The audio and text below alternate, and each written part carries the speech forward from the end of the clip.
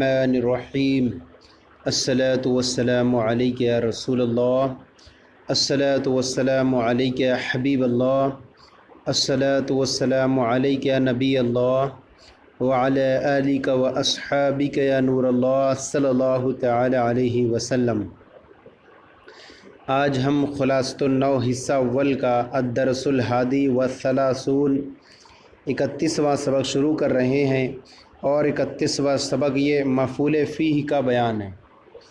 مفعول فیہ ہم نے اب تک جو ہے منصوبات میں سے ایک مفعول مطلق پڑھا، مفعول بہ پڑھا، اور یہ ایک مفعول فیہ کا بیان ہے۔ تو آئیے اس کے مفعول فیہ کے تحت ہم اس سیر حاصل بحث کرنے کی کوشش کریں گے اور سیکھنے کی کوشش کریں گے کہ اس کو مفعول فیہ کے اندر کیا کیا بیان کیا جائے گا۔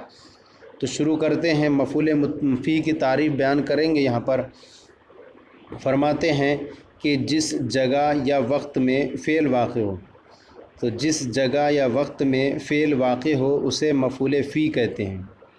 تو جگہ میں ہو یا وقت میں ہو، یعنی زمانے میں ہو یا مکان میں ہو، تو دونوں صورتوں میں اسے کیا کہیں گے؟ مفعول فیہ کہتے ہیں۔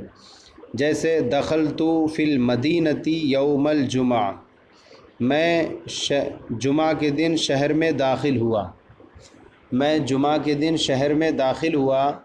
اب یہاں فرماتے ہیں مفعول فیہ کو ظرف بھی کہتے ہیں۔ تو یہاں جو مثال ہے، اس مثال کے اندر یوم الجمعتی یہ مفعول فیہ ہے اور یہ وقت ہے، یعنی زمانے پر دلالت کر رہا ہے، لہذا اس کو کہیں گے مفعول فیہ۔ اب یہ آگے الگ قسمیں آ رہی ہیں کہ مفعول فیہ جو جگہ پر دلالت کرے گا وہ ظرف مکان کہلائے گا، اور جو زمانے پر دلالت کرے گا وقت وغیرہ پر تو اس کو ظرف زمان کہیں گے۔ تو یوم الجمعہ میں یہ ہے زمانے پر وقت پر دلالت کر رہا ہے، لہذا اس کو ظرف زمان کہیں گے۔ یہاں جو مثال میں دخلت فی المسجد فی المدینہ میں ہے، فی المدینہ کو اگر ہم یہاں پر فی ہٹا دیں تو یہی جو ہے فی جو ہے ہٹانے کی صورت میں، تو ایسی صورت میں یہ بھی کیا ہو جائے گا؟ مفعول فی بنے گا۔ لیکن فی کے ساتھ داخل ہونے کی صورت میں یہ مفعول فی نہیں ہوتا۔ تو اگر ہم اس کو مثال رکھیں دخلت المدینۃ یوم الجمعہ، تو ایسی صورت میں مدینہ جو ہوگا یہاں پر مفعول فی ہوگا اور مکان پر دلالت کرے گا، اور یوم الجمعہ یہ مفعول فی ہوگا اور یہ زمانے پر دلالت کرے گا۔ آگے بیان بھی کر رہے ہیں اس کے بارے میں، تو یہ تعریف آپ سمجھ لیں کہ ایک تعریف اس کی یوں کی جاتی ہے کہ وہ اسم جو اس زمان یا مکان پر دلالت کرے جس میں فعل واقع ہو۔ تنبیہ، اب یہ تنبیہ اسی کے تحت بیان فرما رہے ہیں جو ہم نے ذکر کی۔ تنبیہ کیا ہے؟ ظرف سے پہلے حرف جر فی لفظاً موجود ہو تو ظرف مجرور ہوگا۔ ظرف سے پہلے حرف جر فی لفظاً موجود ہو تو ظرف مجرور ہوگا اور اس کو مفعول فیہ نہیں کہتے۔ تو دیکھیے یہاں پر فی المدینہ میں یہاں پر جو ہے ظرف المدینہ، لیکن اس سے پہلے فی لفظاً مجرور موجود ہے تو یہ ظرف ہو گیا مجرور، لیکن اب اس کو مفعول فیہ نہیں کہتے۔ اور حرف جر محذوف ہو تو ظرف منصوب ہوگا، اور حرف جر محذوف ہو تو ظرف منصوب ہوگا اور مفعول فیہ کہلائے گا۔ جیسے ہی آپ اس مثال میں اگر فی کو ہٹا دیں تو ایسی صورت میں مثال ہوگی دخلت المدینۃ یوم الجمعہ، تو یہاں پر اب المدینہ بھی مفعول فی ہو جائے گا اور یوم الجمعہ بھی مفعول فی ہو جائے گا۔ تو یاد رکھیں کہ جہاں پر فی داخل ہو جائے تو ظرف جو ہوگا لفظاً مجرور ہوگا اور مفعول فی نہیں کہیں گے اسے۔ تو یہ ہو گیا مفعول فی کی تعریف اور اس کے اندر کچھ فائدہ۔ اب یہاں ظرف کی اقسام بیان کریں گے، ظرف زمان، ظرف مکان، پھر ان کی دو قسمیں بیان کریں گے، ظرف زمان محدود، ظرف زمان غیر محدود، یہ ساری تفصیل اس کے تحت آئے گی۔ ظرف کی اقسام، ظرف کی دو قسمیں۔ نمبر ایک ظرف زمان۔ ظرف زمان وہ وقت جس میں فعل واقع ہو، لہذا ظرف زمان زمانہ وہ وقت بولیں گے، ظرف زمان وہ وقت جس میں فعل واقع ہو۔ جیسے اذهب غدا، میں کل جاؤں گا، میں آنے والے آئندہ کل جاؤں گا۔ تو یہاں دیکھیے کہ غدن یہ کیا ہے؟ زمانہ ہے، اور زمانے میں یہ فعل واقع ہو رہا ہے جانا، تو اس کو کہیں گے غدن کو یہ مفعول فیہ ہے اور زمانے میں دلالت کر رہا ہے، اس لیے ظرف زمان بنے گا۔ وہ وقت جس میں فعل واقع ہو، جیسے اذهب غدا میں کل جاؤں گا۔ دوسری قسم ہے اس کی ظرف مکان۔ تو اولاً دو قسمیں ہیں، ظرف کی دو قسمیں، ظرف زمان، ظرف مکان۔ تو ظرف مکان کسے کہتے ہیں؟ ظرف مکان وہ جگہ جس میں فعل واقع ہو، اور ظرف زمان وہ جگہ جس میں فعل واقع ہو، اور ظرف مکان وہ جگہ جس میں فعل واقع ہو۔ تو ظرف زمان کہیں گے وہ وقت، اور ظرف مکان کہیں گے وہ جگہ۔ مکان جگہ پر دلالت کرے گا، زمان وقت پر دلالت کرے گا۔ جیسے صلیت خلف الامامی، میں نے امام کے پیچھے نماز ادا کی۔ تو یہاں دیکھیں کہ خلفہ یہ جو ہے زمان مکان پر دلالت کر رہا ہے، خلفہ یہ مفعول فی بنے گا۔ تو خلفہ یہ مفعول فی ہے جو جگہ جس میں فعل واقع ہو، تو یہ امام کے پیچھے ہونا یہ جگہ پر دلالت کر رہا ہے، لہذا خلفہ یہ مفعول فی ہے، اور اس کو کہیں گے ظرف مکان۔ پھر جو ظرف زمان ایسا ظاہر کرے جس کی حد نہ ہو، ایسا ظاہر کرے پھر جو اب یہاں دو قسمیں اس کی بیان کریں گے۔ ظرف اولاً یاد رکھیں کہ ظرف کی ایک قسم ہے، ظرف کی دو قسمیں ہیں، ظرف زمان، ظرف مکان۔ پھر دونوں کی تعریف کرنے کے بعد پھر ظرف زمان کی دو قسمیں بنیں گی، اسی طرح ظرف مکان کی بھی دو قسمیں بنیں گی۔ پھر جو ظرف زمان ایسا زمانہ ظاہر کرے جس کی حد نہ ہو، یعنی جس کی کوئی حد نہ ہو، کوئی ہم شمار نہ کر سکتے ہوں، جس کی وغیرہ انتہا وغیرہ، یعنی جس کی کوئی حد نہ ہو، تو ایسی صورت میں کوئی حد معین نہ ہو تو اس کو بولیں گے ظرف زمان غیر محدود، یعنی ایسا ظرف زمان ہے جس کی کوئی حد نہیں ہے، یا اس کا نام رکھیں گے ظرف زمان مبہم، ایسا ظرف جس کا زمانہ مبہم ہے، پتہ ہی نہیں ہے کہاں تک ہے، کوئی دراز چلے آ رہا ہے، تو اس کی کوئی حد نہیں ہے، تو اس کو بولیں گے ظرف زمان غیر محدود، اور دوسرے نام ہے ظرف زمان مبہم۔ ظرف زمان مبہم، تو اب ظرف زمان مبہم کہتے ہیں جیسے سمتو دہرن، سمتو دہرن میں نے ایک زمانے تک روزے رکھے، تو یہ زمانے کی کوئی حد نہیں ہے، یہاں پر کوئی حد نہیں ہے، بلکہ یہاں پر ایسی جگہ میں فعل واقع ہو رہا ہے، تو جیسے زمانہ ظاہر کر رہا ہے جس کی حد نہیں یہاں پر، تو اس کو بولیں گے کہ یہاں پر ظرف زمان غیر محدود ہے۔ تو دہرن میں یہ دہرن جو ہے ظرف زمان ہے اور غیر محدود ہے، یا ظرف زمان مبہم ہے۔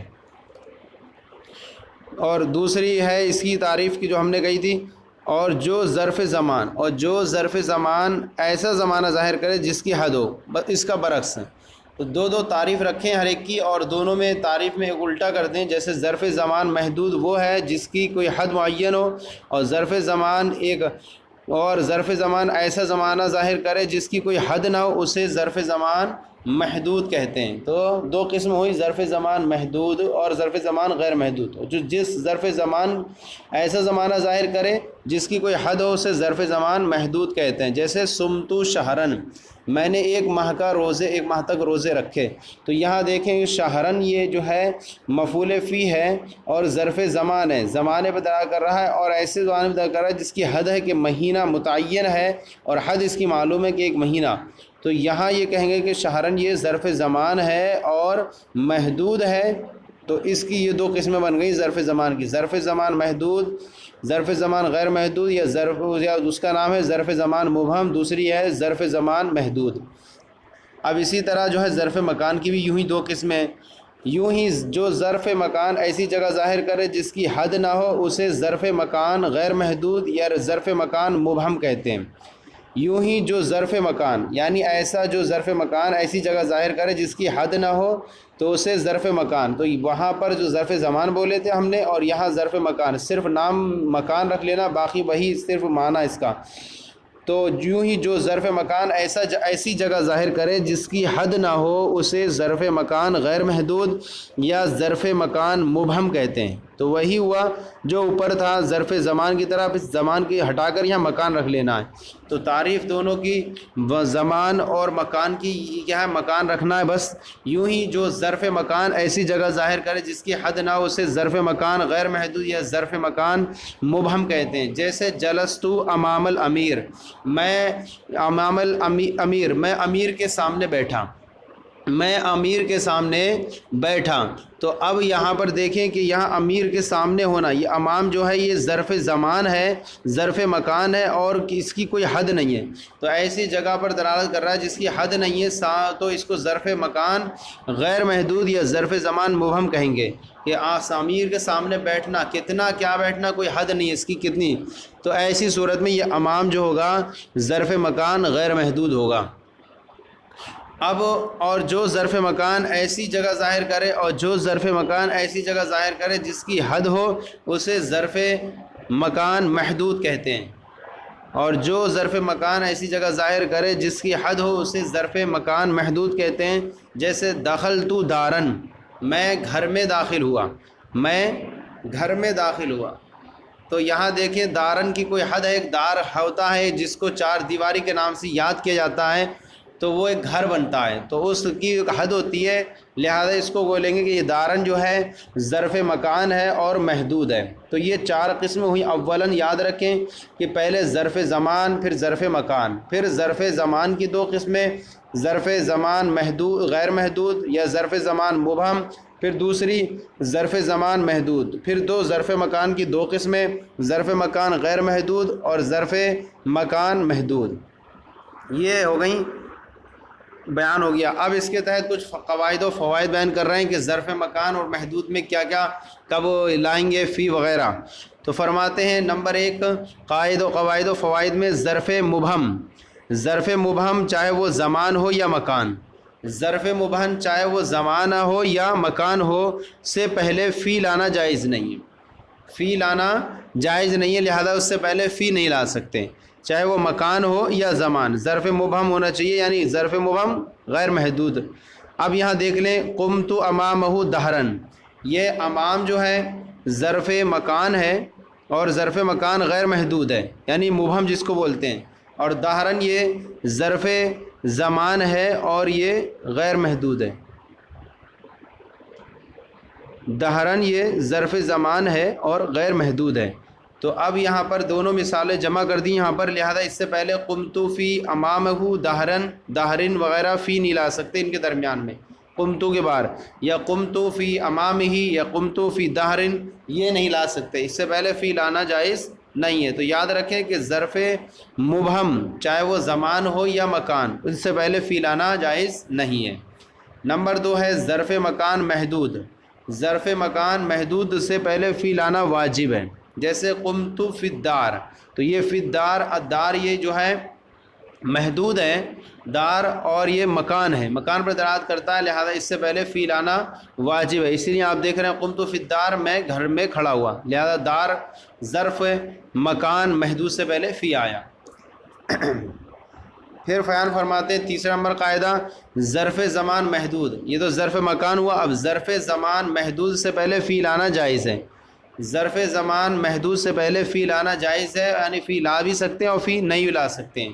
جیسے قامہ فی لیلن، تو یہاں لیل جو ہے ظرف زمان ہے اور محدود ہے کہ ایک رات پر دلالت کر رہا ہے، لہذا فی کا دخول کر کے دکھایا کہ قامہ فی لیلن، میں رات میں کھڑا ہوا، اور اس کو اسی کی طرح کہہ سکتے ہیں قامہ لیلن۔ آپ کو بتایا تھا کہ جب اس سے پہلے حرف جر آ جائے تو یہ ظرف لفظاً مجرور ہوگا، جیسے فی لیلن تھا، لیکن جب فی ہٹا دیا ہم نے تو یہ اپنی حالت پر منصوب آ جائے گا، جیسے قامہ لیلن میں۔ تو یہ دونوں مثالیں یعنی رکھ بھی سکتے ہیں اور نہ بھی رکھ سکتے ہیں۔ نمبر 4 ہے قرینہ ہو تو مفعول فی کے فعل کو حذف کرنا جائز ہے، یعنی قرینہ کوئی پایا جا رہا ہے، کوئی ایسا جس سے پتہ چلے، جیسے کہ ہم نے کوئی سوال کیا ہے، سوال کے اندر وہ چیز پائی جا رہی ہے، تو اس کے عامل کو مفعول فی کے عامل کو حذف کرنا، فعل کو حذف کرنا جائز ہے، کیونکہ سوال میں جو سوال ہے وہی جواب میں آنا ہے، تو جواب ہم ذکر کریں گے تو سوال اس کا سمجھ میں آئے گا کہ ہاں اس سوال میں یہ چیز پوچھی گئی تھی، تو یہ قرینہ پتہ چلے گا۔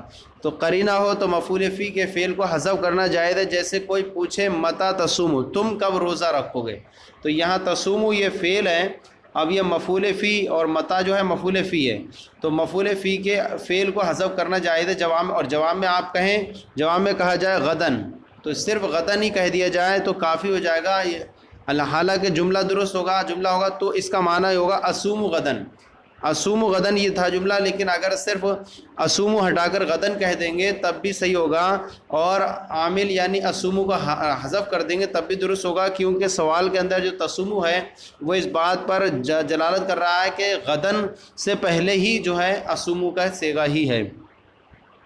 تو یہ ہو گیا ہمارا سبق جو ہے مفعول فی کا بیان۔ آئیے اس کے تحت ہم 2 تمرینیں حل کرتے ہیں۔ تمرین نمبر 2 غلطی کی نشاندہی کریں۔ غلطی کی نشاندہی میں 3 سوالات ہیں۔ سوال نمبر 1 مفعول فی کو ظرف زمان کہتے ہیں، مفعول فی کو ظرف زمان کہتے ہیں، بلکہ یہاں کہیں گے مفعول فی کو ظرف کہتے ہیں، زمان ہٹا دیں، مفعول فی کو ظرف کہتے ہیں۔ نمبر 2 ہے جس ظرف کی حد ہو اسے ظرف مبہم کہتے ہیں، غلط ہے، بلکہ یہاں لکھیں گے جس ظرف کی حد ہو اسے ظرف محدود کہتے ہیں، جس ظرف کی حد ہو اسے ظرف محدود کہتے ہیں۔ نمبر 3 ہے ظرف زمان سے پہلے فی لانا واجب ہے، ظرف زمان سے پہلے فی لانا واجب ہے، بلکہ نہیں ہے، بلکہ ظرف مکان محدود۔ تو یہاں ہمیں اتنا شامل کرنا پڑے گا کہ ظرف مکان محدود، ظرف مکان محدود سے پہلے فی لانا واجب ہے، ظرف مکان محدود سے پہلے فی لانا واجب ہے۔ تو یہ ہمارا جو ہے تمرین نمبر 2 مکمل ہو گئی۔ آئیے تمرین نمبر 3 حل کرتے ہیں، اور تمرین نمبر 3 میں کیا ہے، 2 جز ہیں۔ نمبر 1 الف ہے، مفعول فی الگ کیجئے، نیز بتائیں کہ اس سے پہلے فی آ سکتا ہے یا نہیں۔ تو یہ آپ کو بتانا بھی ہے کہ ہم نے بتایا، جو ہم نے قاعدے بیان کیے ان قاعدوں کے اندر بتایا گیا تھا کہ کہاں فی لانا جائز ہے، کہاں لانا واجب ہے، کہیں نہیں لا سکتے، کہیں لانا، یہ ساری صورتیں آپ کو بتانا بھی ہیں۔ تو آئیے دیکھتے ہیں ہم۔ نمبر 1 جملہ ہے ولد نبینا صلی اللہ علیہ وسلم یوم الاثنین، ہمارے نبی صلی اللہ علیہ وسلم پیر شریف کے دن پیدا ہوئے۔ تو یہاں پر دیکھیے نبینا یہ ولدہ کا نائب فاعل ہے، اور یوم الاثنین یہ جو ہے مفعول فی ہے، اور یہ مفعول فی ہے، یہ ظرف زمان ہے اور محدود ہے، یعنی زمانے پر دلالت کر رہا ہے، پیر شریف، پیر کا دن، تو یہ زمانے پر دلالت کرتا ہے اور ظرف زمان محدود ہے، اور جب ظرف زمان محدود ہو تو اس سے پہلے فی لانا جائز ہوتا ہے۔ جیسے کہ آپ نے اوپر مثال کے اندر پڑھا قام قمت، قیام فی لیل و قمت لیلا، تو یہ ہو گیا، تو اس سے پہلے فی لانا جائز ہے۔ نمبر 2 ختمت القرآن لیلۃ القدر، میں نے شب قدر میں قرآن مکمل کیا۔ تو یہاں لیلۃ القدر میں بھی لیلۃ القدر یہ مفعول فی ہے، یعنی ظرف زمان ہے، اور ظرف زمان محدود ہے، جو ایک معین حد پر دلالت کر رہا ہے، محدود ہے، ظرف زمان ہے، محدود حد پر بیان کر رہا ہے، لہذا اس سے پہلے بھی فی لانا جائز ہے، جیسے کہ پہلے والے ہم نے کہا، لہذا ایسا کہہ سکتے ہیں ختمت القرآن فی لیلۃ القدر، جس طرح وہاں پر کہہ سکتے ہیں ولد نبینا فی یوم الاثنین۔ نمبر 3 ہے صلیت خلف الامامی، صلیت خلف الامامی، میں نے امام کے پیچھے نماز ادا کی، میں نے امام کے پیچھے نماز ادا کی۔ تو یہاں پر دیکھیں خلفہ یہ مفعول فی ہے، اور مفعول فی میں کون سا ہے، ظرف مکان مبہم ہے، ظرف مکان جو ہے مبہم، یعنی ظرف مکان غیر محدود، اس کا نام رکھیں گے ہم ظرف مکان غیر محدود کہیں گے اس کو۔ تو ایسی صورت میں یہاں پر اس سے پہلے فی لانا جائز نہیں ہے، جیسے کہ آپ نے پیچھے بیان کیا، تو اس سے پہلے ظرف مکان جو ہے غیر محدود ہے، اس سے پہلے فی لانا جائز نہیں ہے۔ نمبر 4 ہے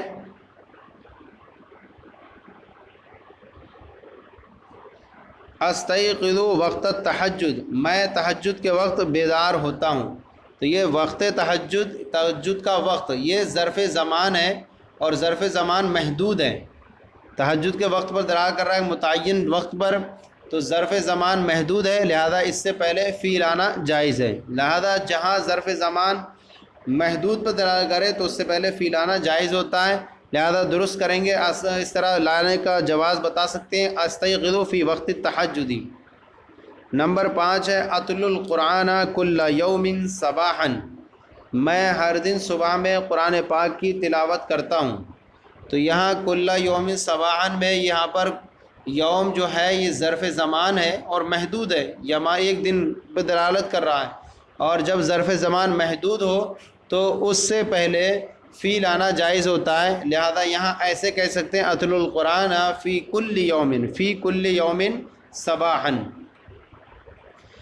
نمبر 6 ہے اطیع الوالدین دائما، میں ہمیشہ والدین کی اطاعت کرتا ہوں، میں ہمیشہ والدین کی اطاعت کرتا ہوں۔ یہاں پر دائماً جو ہے یہ دائماً ظرف مبہم ہے، اور ظرف زمان مبہم ہے، غیر محدود کہیں گے اسے. ظرف زمان مبہم غیر محدود ہے، اس کا مبہم کا نام غیر محدود ہے، لہذا اس سے پہلے فی لانا جائز نہیں ہے. اس سے پہلے فی لانا جائز نہیں، جیسے کہ دہرن جو تھا ظرف زمان غیر محدود ہے، لہذا اس سے پہلے فی لانا جائز نہیں، ایسی اس سے پہلے بھی لانا جائز نہیں ہے. نمبر 7 جملہ ہے اصوم شہر رمضانہ، میں جو ہے رمضان کے مہینے کے روزے رکھتا ہوں، روزہ رکھتا ہوں. تو یہاں پر بھی شہر رمضان میں شہر جو ہے یہ ظرف زمان ہے، محدود ہے، اور جب ظرف زمان محدود ہو تو اس سے پہلے فی لانا جائز ہوتا ہے. لہذا دیکھیں یہاں پر اس طرح بھی لا سکتے ہیں اصوم فی شہر رمضانہ. تو آپ اتنا یاد رکھیں کہ اس کے اندر جو ہم نے بیان کیا کہ جو ظرف زمان محدود ہوگا اس کے اندر بس جو ہے فی لانا جائز ہونے کا ثبوت ملے گا، لانا جائز ہے. اور ظرف مکان جو محدود ہوتا ہے اس کے اندر جو ہے فی لانا واجب ہوا ہے. اس کے اندر بتایا کہ آپ کو کہ یہ بتایا کہ ظرف مکان محدود سے پہلے فی لانا واجب ہے، اور ظرف یہ اوپر بیان کیا گیا کہ ظرف زمان محدود سے پہلے فی لانا جائز ہے.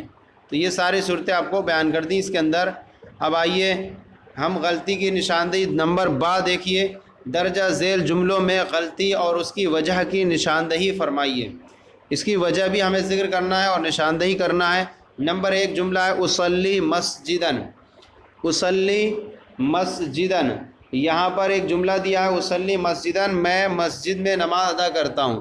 تو یہاں پر جملہ ہوگا اصلی فی مسجدن. کیوں کہ مسجد جو ہے زمان مکان پر دلالت کر رہا ہے اور مکان محدود ہے، اور جب ظرف مکان محدود ہو تو اس سے پہلے فی لانا واجب ہوتا ہے، لہذا فی لائیں گے، اور فی لانے کی وجہ سے یہ ظرف مکان جو ہے لفظاً مجرور ہوگا، تو اب درست بنے گا اصلی فی مسجدن.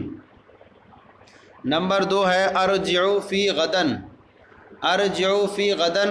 تو یہاں پر دیکھیں کہ غد جو ہے ظرف زمان ہے اور محدود ہے، ظرف زمان ہے محدود ہے، اور جب ظرف زمان محدود ہو تو اس سے پہلے فی لانا بھی جائز ہوتا ہے اور فی یعنی ہٹا بھی سکتے ہیں.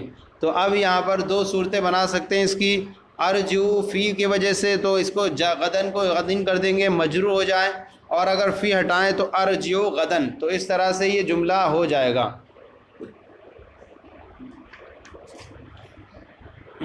اب میں کل لوٹوں گا. نمبر 3 ہے احفظ الدرس دارن، میں گھر میں سبق یاد کرتا ہوں.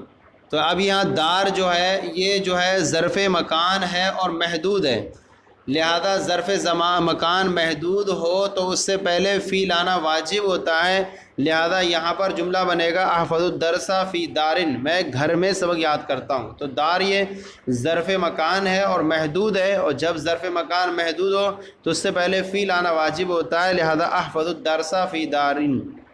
نمبر 4 ہے الحکم فوق الادب. یہاں جو ہے اعرابی غلطی ہے، اس کو اعرابی غلطی کو ہم درست کریں گے، اور اعرابی غلطی ایسے درست ہوگی کہ یہاں فوقہ جو ہے مفعول فی ہے، اور مفعول فی ہوتا ہے منصوب ہوتا ہے، لہذا یہاں پڑھیں گے الحکم فوق الادب. مفعول فی ہے کہ ویسے منصوب ہوگا، اور فوق الادب حکم جو ہے ادب کے اوپر ہے. نمبر 5 ہے درست سنونا. یہاں بھی اعرابی غلطی ہے کہ سنونا میں نے سالوں پڑھا. تو سنونا یہ جمع مذکر سالم ہے، اور یہ سنونا یہ حالت رفع میں، جبکہ یہاں پر سنین یہ جو ہوگا مفعول فی بنے گا، اور مفعول فی یہ ہوتا ہے حالت نصبی میں ہوتا ہے، اور جمع مذکر سالم جب حالت نصبی جری میں یا ما قبل مکسور کے ساتھ آتا ہے، لہذا درست ہوگا درست سنینا. یہاں پر جو ہے ظرف زمان ہے، یہ ظرف زمان ہے، تو مفعول فی کی وجہ سے منصوب ہوتا ہے، اس لیے ظرف سنینا ہو جائے گا. نمبر 6 ہے لا اقرأ فی خلف الامامی، میں امام کے پیچھے قرأت نہیں کروں گا. تو یہاں پر جو ہے خلف جو ہے ظرف مکان غیر محدود پر دلالت کر رہا ہے، ظرف مکان غیر محدود پر دلالت کر رہا ہے، اور جب ظرف مکان غیر محدود پر دلالت کرے تو اس سے پہلے فی لانا جائز نہیں ہوتا ہے، لہذا درست جملہ ہوگا لا اقرأ خلف الامامی، میں امام کے پیچھے نہیں پڑھوں گا، فی ہٹ جائے گا یہاں سے. اور بعض لوگوں نے یہ صورت بھی بیان کی اس کی کہ لا اقرأ کی جگہ لا اصلی پڑھ لیں، لیکن یہاں مجھے معلوم ہوتا ہے کہ یہاں جو محل نظر نہیں ہے محل شاذ فی کے بارے میں ہے کہ فی کا دخول یہ خلف پر داخل ہوا ہے، اور خلف جو ہے یہ ظرف مکان ہے اور غیر محدود ہے، اور جب ظرف مکان غیر محدود سے پہلے فی لانا جائز نہیں ہوتا ہے، اس لیے یہاں فی ہٹا دیں گے اور لا اقرؤ فی خلف الامام۔ اگر لا اصلی بھی پڑھیں تو کوئی خرابی نہیں اس کے اندر، لا اصلی خلف الامام۔ تو یہ ہمارا جو ہے سبق نمبر 31 جو ہے مفعول فی کا بیان مکمل ہو گیا۔ اب آپ کو ہمارا یہ سبق سلسلہ کیسا لگا، ضرور اس کے بارے میں اپنی کامنٹس جو ہیں رائے اور مشوروں سے نوازیں، ارسال کریں۔ آپ کو پریشانی سمجھنے میں آ رہی ہے تو وہ بھی بتائیں تاکہ ہم اسے بہتر کرنے کی کوشش کر سکیں، اور اپنے ہمارے چینل کو درس نظامی کو سبسکرائب کریں، دوسروں کو بھی شیئر کریں تاکہ وہ بھی ہمارے ساتھ صدقہ جاریہ میں شامل ہو سکیں۔ اللہ تعالی ہم سب کے علم میں برکت عطا فرمائے۔ السلام علیکم۔